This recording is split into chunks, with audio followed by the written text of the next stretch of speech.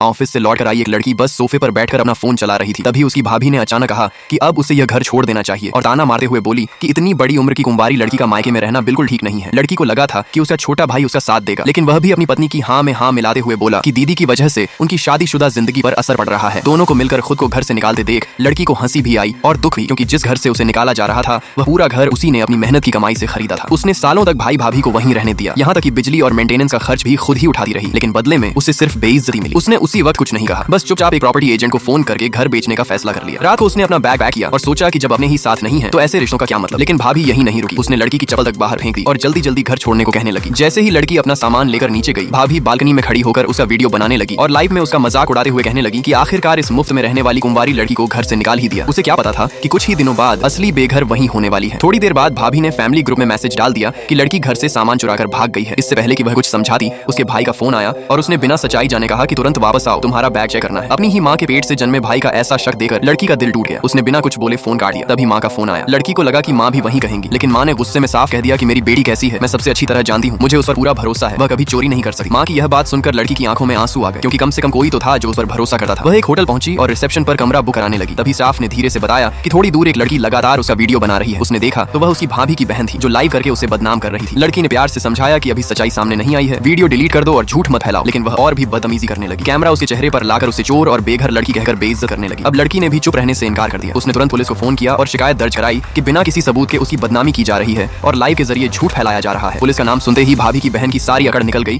और घबराकर बोली कि रुको, मैं अपनी दीदी को बुलाती हूँ। होटल स्टाफ ने कहा कि हम होटल का सीसीटीवी दिखा सकते हैं, इससे साबित हो जाएगा कि आप अभी अभी यहाँ आई हैं। तभी वह लड़की फिर बोली कि चोरी तो इसने घर में की है, होटल में नहीं, यहाँ का कैमरा क्या करेगा। इस पर लड़की ने शांत होकर जवाब दिया कि कम से कम इतना तो साबित हो जाएगा कि तुम यहाँ खड़े होकर मेरे खिलाफ झूठी अफवाह फैला रही हो। फिर उसने साफ कहा कि पुलिस आने तक तुम कहीं नहीं जाओगी, लेकिन वह फिर भी ताने मारते हुए बोली कि इतनी अकड़ क्यों दिखा रही हो, तुम तो बस अपने भाई के घर से निकाली हुई अकेली लड़की हो। लड़की ने बिना डरे जवाब दिया, हाँ मुझे घर से निकाला गया है। लाइक सब्सक्राइब कर देना, भगवान आपको बहुत खुशी देगा।